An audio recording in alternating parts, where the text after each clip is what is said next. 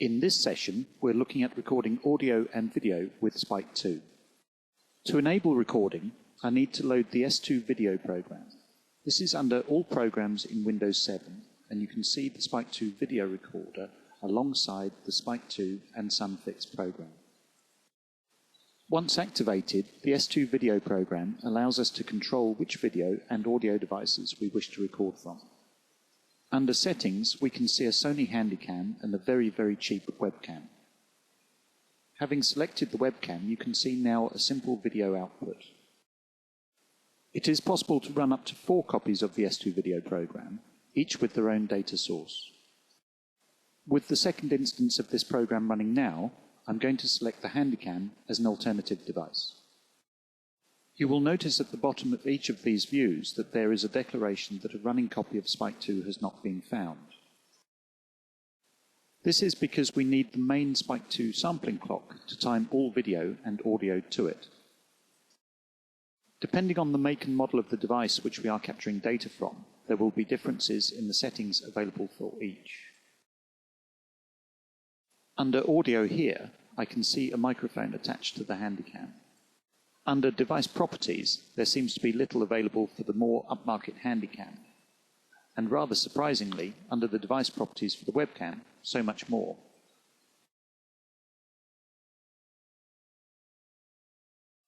Now I'm going to start Spike2.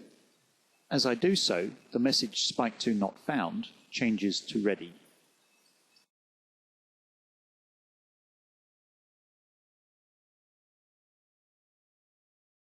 Let's now look more at the settings for video and audio capture. A very important point to note is that only devices that are compatible with Microsoft's Direct Show will work with the S2 video program. Looking at the device properties again, we can see that there is an abundance of control, including compensation for fluorescent lighting at 50 or 60 Hz.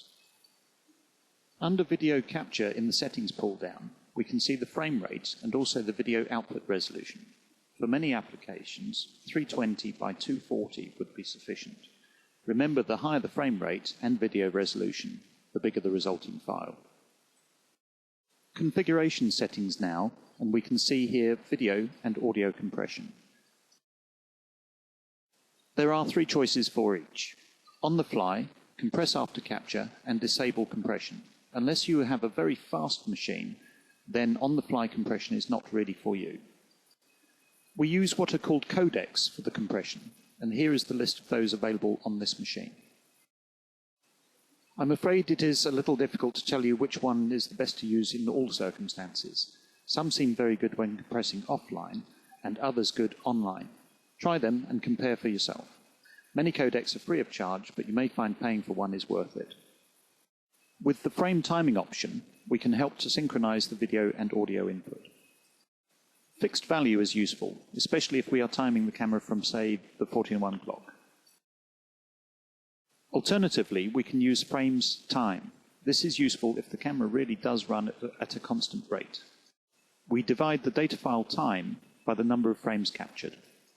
The None option simply accepts the frame rate declared by the device or Windows.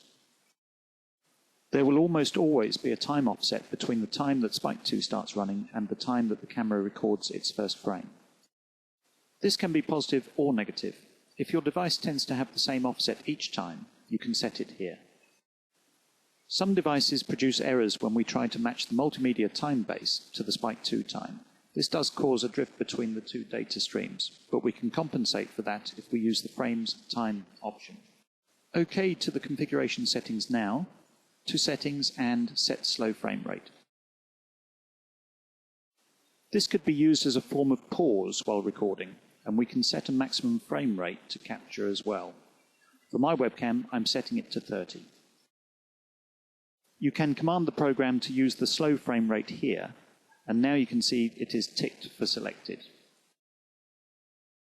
Calling up the second video window now, suitably called Capture 2, I would go through the same procedure with settings and configuration.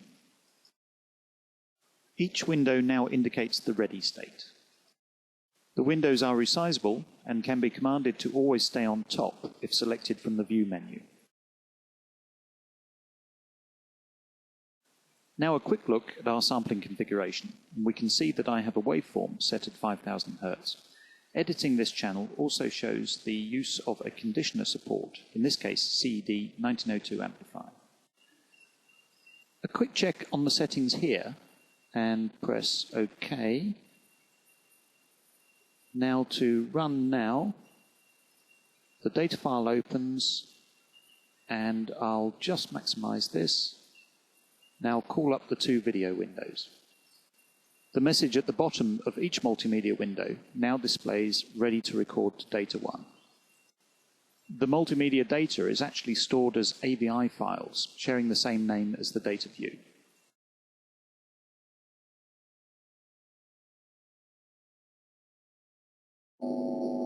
Now sampling, you have to hear the EMG in the background. Pulling up the two multimedia windows now, you should be able to see two camera angles of the same subject. For the webcam, I'm going to set it to use the slow frame rate. Dropped frames can happen and is an indication that the system cannot keep up. Reducing the resolution or investing in a better camera would help. Frame timing is still maintained throughout though.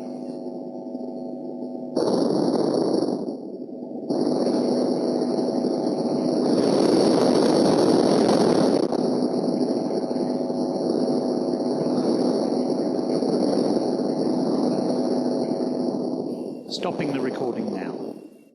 The multimedia will not be saved as AVI files until we have saved the original Spike2 data file. At this point, the offline video compression will take place.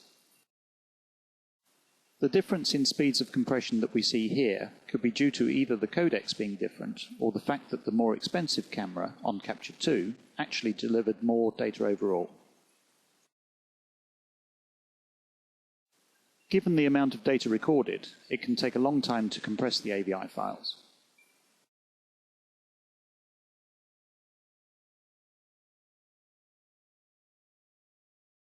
Now that all the data is saved, I'm going to show the whole time range of this 50-second file, and I'm going to place cursor 0 on the screen. If AVI files exist in the same location as the data file opened with File and Open, or in this case, reviewed straight after capture, we have the option of multimedia files from the View pull-down. Once opened, the views are locked to the right-hand edge of the visible data. We can see that position as a time at the bottom of each of the views. Earlier, I placed cursor 0 on the screen. That is to allow me to use this function. Now, as I drag cursor 0, you can see the view update. As only one view is tracking, I need to select the second view to do the same.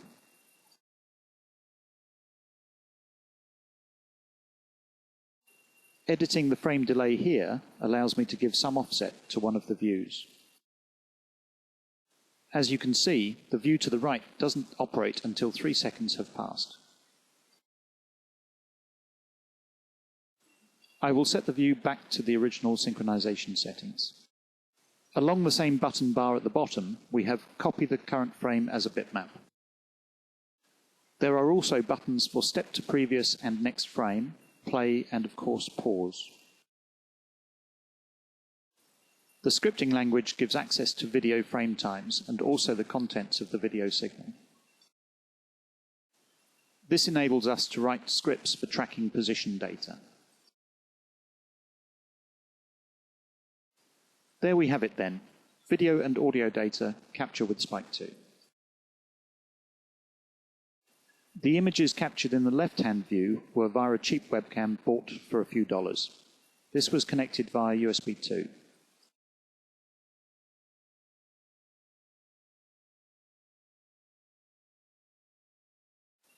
The right-hand view collected its data through a FireWire connection to a Sony Handycam, a much more expensive camera.